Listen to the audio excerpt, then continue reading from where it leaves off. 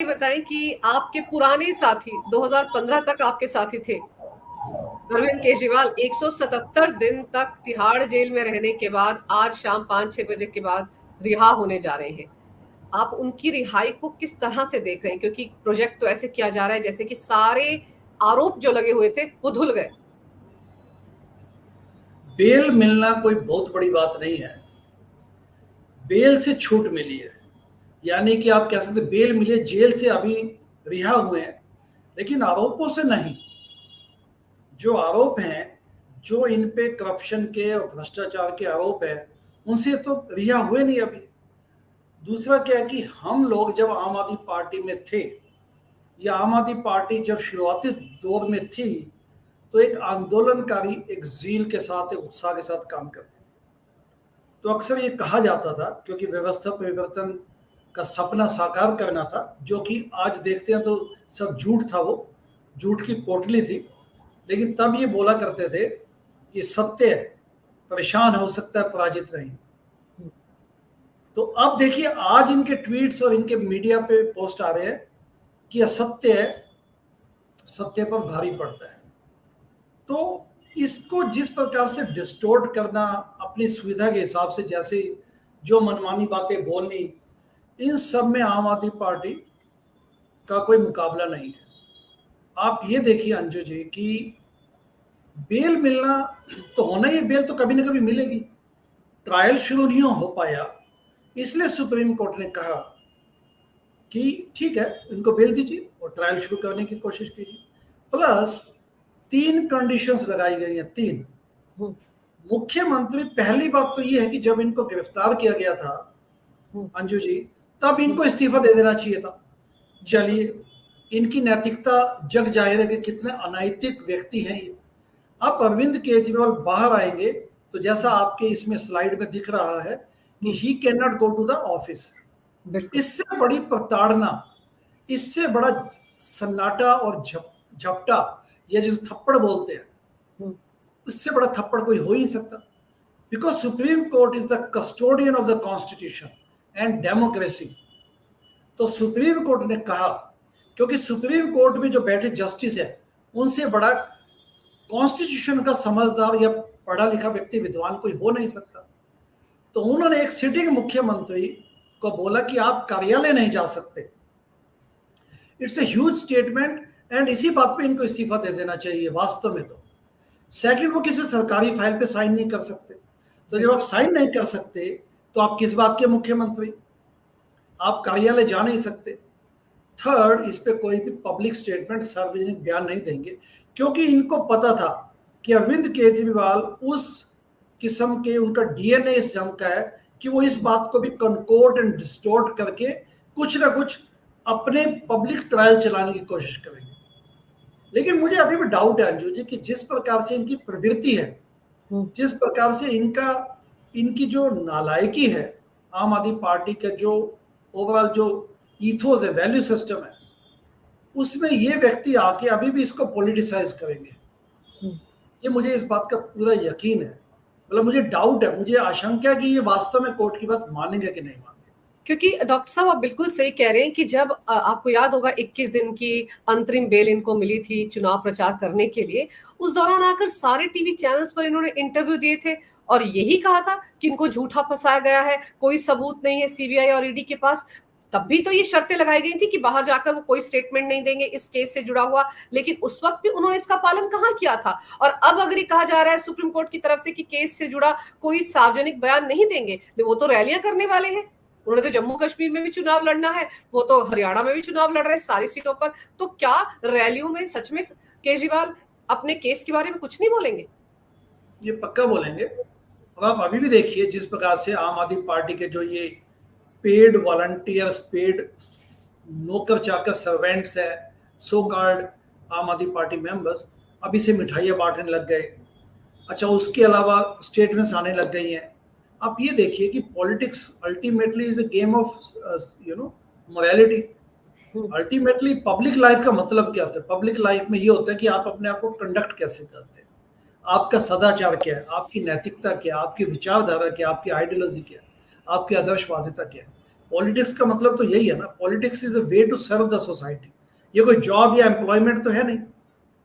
आप एक पद ले सकते हैं, एक बार पद लेंगे, 2 बार, 5 बार, ultimately you have to retire. तो politics is a way to serve the nation and the society. Yet ये लोग देखिए उस ढंग से इस बात को सेलिब्रेशन करें, तो क्या मैसेज भेजना चाहते हैं? अगर इनमें थोड़ी बहुत भी नैतिकता होती तो ये बोलते कि ठीक है मैं जेल से बाहर आ रहा हूँ।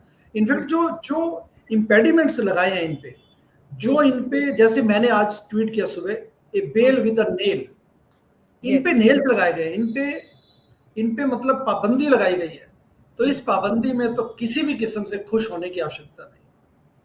ये सर, जांच में बाधा डालने या गवाहों को प्रभावित करने की कोशिश नहीं करेंगे, ये भी कहा गया है। और साथ ही साथ ये कहा गया है कि जरूरत पड़ने पर ट्रायल कोर्ट में पेश होंगे और जांच में सहयोग करेंगे। लेकिन सर, जब कोई बाहर आता है इस तरीके से, तो आपको लगता है कि उनके जो अपने वैसे भी जेल में रहकर जो उनके चंगू मंगू होंगे, वो तो ये काम आसानी से कर ही सकते हैं, क्या वही बाहर आकर जांच को प्रभावित करेंगे या गवाहों को प्रभावित करेंगे? उनके चेले चपाटे नहीं कर सकते ये सारा काम? ऐसा व्यक्ति जो लगातार अपने सेल फोन का पासवर्ड या जो पासकोड है इन्वेस्टिगेटिव एजेंसीज को देने को तैयार नहीं है।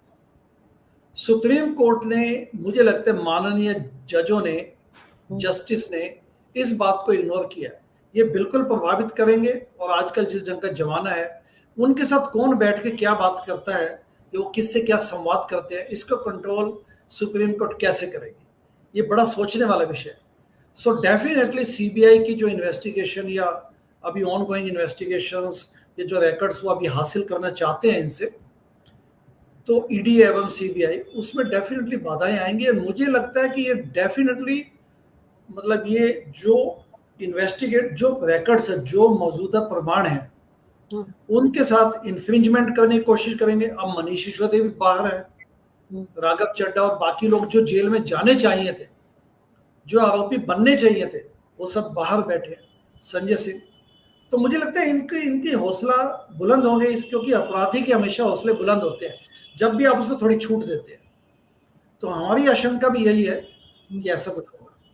पर सर, एक चीज और है कि संविधान संविधान संविधान के चलते ये जमानत मिली है। सत्यमेव जयते सिसोदिया लिख रहे हैं, संजय सिंह बोल रहे हैं, पार्टी के तमाम नेताओं ने संविधान शब्द को पकड़ लिया है और संविधान के दायरे में रहकर ही निचली अदालतों ने काम किया। अगर इनको जमानत नहीं मिली निचली अदालतों से, तो वो भी संविधान के दायरे में ही हुआ और सुप्रीम कोर्ट ने भी संविधान के दायरे में रहकर ही इनको जमानत दी है। तो जब ये संविधान बोलते हैं सर, तो उसका मतलब क्या है? ये तो वो पार्टी है जिसका अपना ही कोई संविधान नहीं है। इनके अपने संविधान में लिखा था कि एक व्यक्ति को एक पद मिलेगा, लेकिन केजरीवाल पर तो वो संविधान लागू ही नहीं हुआ। तो ये पार्टी किस मुंह से देश के संविधान की बात करती जब इनकी अपनी पार्टी में संविधान नहीं है? चलिए, आपने बहुत अच्छा प्रश्न उठाया अंजू जी। मैं ये कहना चाहता हूं इस पे, भ्रष्टाचार शिष्टाचार बन गया है अनफॉर्चुनेटली। दुर्भाग्यवश आज की मैकेवेलियन पॉलिटिक्स में, जिसमें मीन्स की आवश्यकता नहीं है, मीन्स इंपॉर्टेंट नहीं है, एंड गोल पे सभी लोग आजकल फिक्सेटेड हैं कि बस लक्ष्य प्राप्त किया जाए। वो कैसे प्राप्त किया जाता है इसकी कोई वैल्यू नहीं है। वैल्यू सिस्टम डिक्लाइन हुआ है। अब सितंबर 16 को, आज से 3 दिन बाद, इंटरनेशनल डेमोक्रेसी डे है।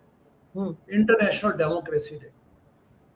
जब फ्रैंकलिन से पूछा गया था, बेंजामिन फ्रैंकलिन से, जो कि फाउंडिंग फादर हैं यूएस कॉन्स्टिट्यूशन के, एंड डिक्लेरेशन ऑफ इंडिपेंडेंस लिखने में उनका बहुत बड़ा हाथ था, तो उनसे पूछा गया कि जब डिस्कशंस हो रही थी डेमोक्रेसी कन्वेंशन पे, कॉन्स्टिट्यूशन कन्वेंशन पे डिस्कशंस हो रही थी 1787 में, तो उनसे पूछा गया था, किसी ने पूछा कि क्या निकल के आ गया, hey doc, what we are going to get, a monarchy or a democracy? कि हमें बेंजामिन जी आप बताइए कि हमें डेमोक्रेसी प्राप्त होगी कि मोनार्की सिस्टम फिर से आ जाएगा, यानी कि राजतंत्र? तो उसने जवाब दिया, बेंजामिन फ्रैंकलिन जी ने जवाब दिया, ए Republic if you can keep. देखिए, एक सिंगल सेंटेंस कितना हिस्टोरिक सेंटेंस है। बेंजामिन फ्रैंकलिन ने कहा कि Republic if you can keep, यानी कि रिपब्लिक को रखना आसान नहीं है।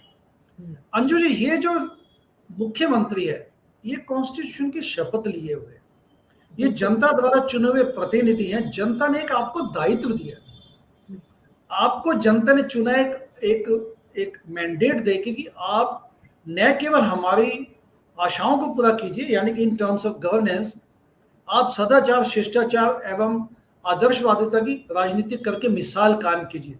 ये सभी चुने हुए प्रतिनिधियों से एक्सपेक्टेशन होती है। अब आप ये देखिए कि इस बेल पे जिस ढंग का कंडक्ट इनका है, तो उसमें क्या क्या निष्कर्ष आप निकालेंगे? सेकेंडली, ये तो वो पार्टी है ना, ये तो वो पार्टी है जो कहती थी कि 67 ईयर्स ऑफ इंडिपेंडेंस के बाद भी जो लोकतंत्र या डेमोक्रेसी हमें मिलनी चाहिए थी वो नहीं मिली, इसलिए हम तो व्यवस्था परिवर्तन करने के लिए एक नई पॉलिटिकल पार्टी बनाएंगे एवं उसमें 2-3 ऐसे एक रूल्स लगाएंगे जिसकी वजह से हम व्यवस्था परिवर्तन या ओवरहॉल ऑफ द सिस्टम ला सके। तो इस प्रकार का एक हाई पेडेस्टल, एक इन्होंने लॉफ्टी आइडियलिज्म के साथ पॉलिटिक्स करने का वादा किया, लेकिन वास्तव में इनकी मंशा नहीं थी, ये लोग उस लायक नहीं थे। इसलिए ये जो पूरा लोकतंत्र का जो एक आंदोलन के बाद निकली पार्टी का जो एक हश्र था वो सबके सामने, यानी कि विद इन 9 ईयर्स आप ये देखिए कि उनके नेता जेल में जाने लग गए, मुख्यमंत्री अब 6 महीने बाद बेल लेके निकले हैं, बट आरोपों से मुक्त नहीं हुए। दैट इज द बिल्कुल। पॉइंट।